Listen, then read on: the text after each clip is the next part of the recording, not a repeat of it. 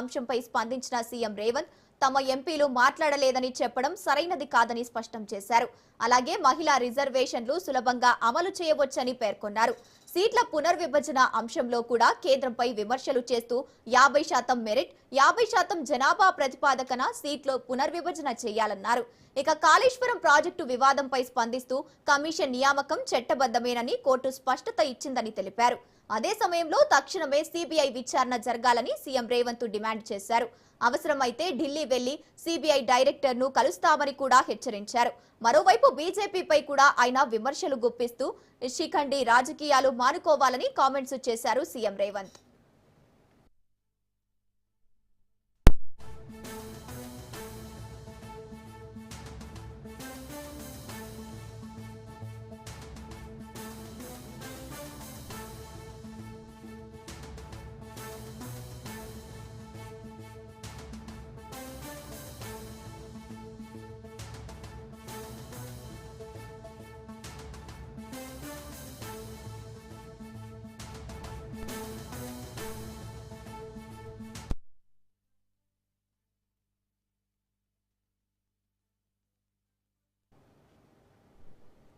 తెలంగాణ రాజకీయాల్లో మరోసారి మాటల యుద్ధం తీవ్రతరమయ్యింది. ముఖ్యమంత్రి రేవంత్ రెడ్డి మాజీ సీఎం కేసీఆర్ పై ఘాటు వ్యాఖ్యలు చేశారు. పార్లమెంటులో తెలంగాణ ఎంపీల ప్రాతినిధ్యం అంశంపై స్పందించిన సీఎం రేవంత్ తమ ఎంపీలు మాట్లాడలేదని చెప్పడం సరైనది కాదని స్పష్టం చేశారు. అలాగే మహిళా రిజర్వేషన్లు సులభంగా అమలు చేయవచ్చని పేర్కొన్నారు. సీట్ల పునర్విభజన అంశంలో కూడా కేంద్రంపై విమర్శలు చేస్తూ 50% మెరిట్ 50% జనాభా ప్రతిపాదికన సీట్లు పునర్విభజన చేయాలన్నారు. ఇక కాళేశ్వరం ప్రాజెక్టు వివాదంపై స్పందిస్తూ కమిషన్ నియామకం చట్టబద్దమేనని కోర్టు స్పష్టత ఇచ్చిందని తెలిపారు. అదే సమయంలో తక్షణమే సిబిఐ విచారణ జరగాలని సీఎం రేవంత్ డిమాండ్ చేశారు. అవసరమైతే ఢిల్లీ వెళ్లి సిబిఐ డైరెక్టర్ ను కలుస్తామని కూడా హెచ్చరించారు. మరోవైపు బీజేపీపై కూడా ఆయన విమర్శలు గుప్పిస్తూ శిఖండి రాజకీయాలు మానుకోవాలని కామెంట్స్ చేశారు సీఎం రేవంత్.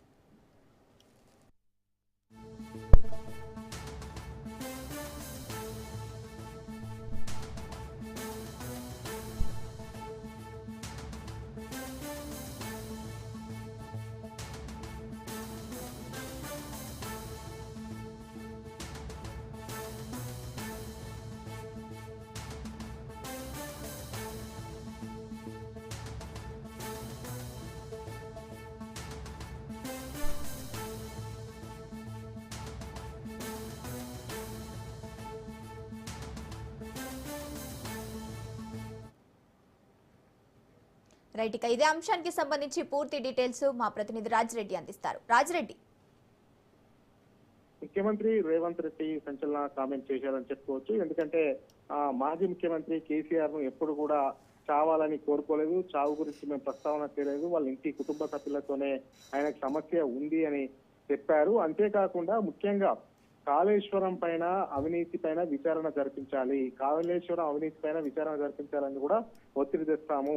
బీఆర్ఎస్ అదేవిధంగా బీజేపీ మ్యాచ్ ఫిక్సింగ్ రాజకీయాలు చేస్తుంది, మేము కాళేశ్వరం పైన విచారణ జరిపించాలని కూడా సిబిఐకి లేఖ రాశాము, ఇప్పటి వరకు ఎందుకు జరిపించట్లేదు, కాళేశ్వరం మీద విచారణ జరిపించకపోతే సీరియస్ గా భవిష్యత్ కార్యాచరణతో ముందుకెళ్తాం. ఓవైపు ప్రభుత్వంతో కార్యాచరణ ఉంటుంది, మరోవైపు పార్టీ పరంగా కార్యాచరణ ఉంటుంది. ప్రభుత్వం వైపేమో ఉత్తమ్ కుమార్ రెడ్డి తాను స్వయంగా ముఖ్యమంత్రి రేవంత్ రెడ్డి స్వయంగా సిబిఐ డైరెక్టర్ దగ్గరికి వెళ్లి విచారణ చేయాలి, విచారణ ప్రక్రియను వేగవంతం చేయాలని చెప్తానని కూడా స్వయంగా ముఖ్యమంత్రి రేవంత్ రెడ్డి చెప్పారు. అదేవిధంగా పార్టీ పరంగా కూడా ఒకవేళ సిబిఐ విచారణ చేయకపోతే కేంద్ర ప్రభుత్వం పైన ఒత్తిడి తెచ్చే విధంగా పార్టీ కార్యక్రమాలు ఉంటాయని కూడా ముఖ్యమంత్రి రేవంత్ రెడ్డి స్పష్టం చేశారు. ఈ యొక్క నేపథ్యంలో ఓవైపు కాళేశ్వరం అవినీతి పైన, మరోవైపు మాజీ ముఖ్యమంత్రిగా ఉన్నటువంటి కేసీఆర్ పైన విమర్శల జల్లు కురిపించారు. అసలు కేసీఆర్ కు తనకు ఓటే లేదు, ఇక కేసీఆర్ పార్టీ పని అయిపోయింది, అది ఎక్స్పైరీ డేట్ అయిపోయినటువంటి పార్టీ బీఆర్ఎస్.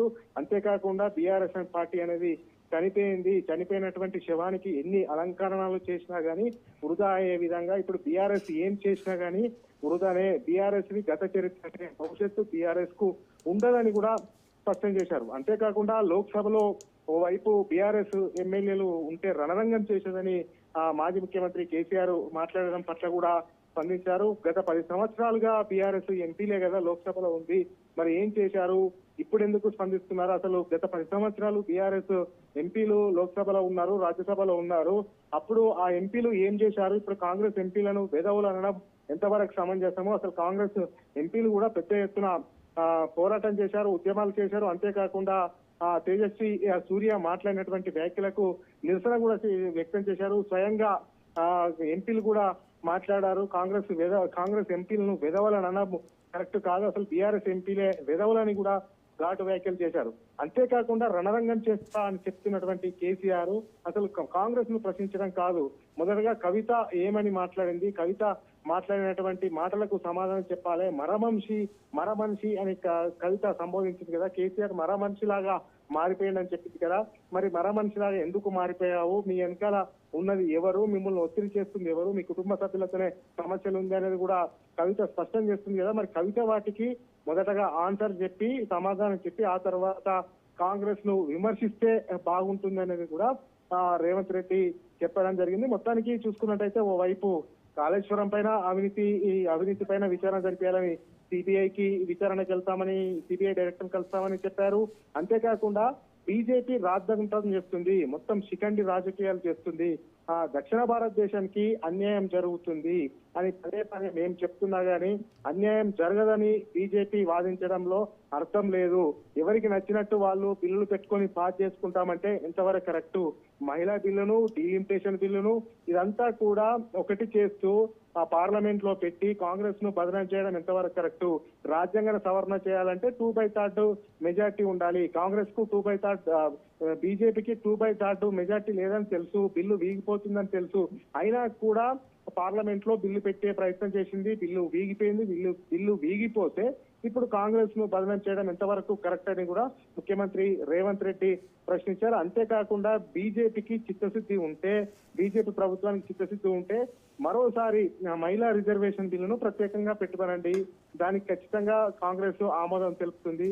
అంతేకాకుండా మొత్తం జనాభా లెక్కలు చేయమనండి, ఆ తర్వాత జనాభా లెక్కల ప్రకారము అదే విధంగా మాకు ఉన్నటువంటి సందేహాలను తీరుస్తూ దక్షిణ భారతదేశానికి అన్యాయం జరగకుండా ఎంపీ సీట్లలో పెంపకం చేయమనండి, అప్పుడు కూడా మేము ఖచ్చితంగా బిల్లుకు సమర్థిస్తాము అనేది కూడా ముఖ్యమంత్రి రేవంత్ రెడ్డి స్పష్టం చేశారు. ముఖ్యంగా చూసుకున్నట్టయితే బీఆర్ఎస్ రెండే. బీజేపీ మొత్తం శిఖండి రాజకీయాలు చేస్తుంది. అంతేకాకుండా national dam safety authority chairman ఆ యొక్క మీటింగ్ లో పాల్గొంటే బండి సంజయ్ తప్పుపట్టారు. బండి సంజయ్ కి అవగాహన లేకుండా తప్పిపట్టారు. ఎందుకంటే కేంద్ర మంత్రులు రాష్ట్రంలో పర్యటించినప్పుడు కూడా ఉన్నతాధికారులు వస్తారు. అలాంటి టైంలో ఉన్నతాధికారులను మేము సస్పెండ్ చేయాలా అని కూడా ప్రశ్నించారు. మొత్తానికి చూసుకున్నట్టయితే అటు బీజేపీని, ఇటు టీఆర్ఎస్ పైన ముఖ్యమంత్రి రేవంత్ రెడ్డి ఘాటు వ్యాఖ్యలు చేస్తూ విమర్శల అస్త్రాలు కురిపించారని చెప్పుకోవచ్చు. Right, thank you Raj Reddy.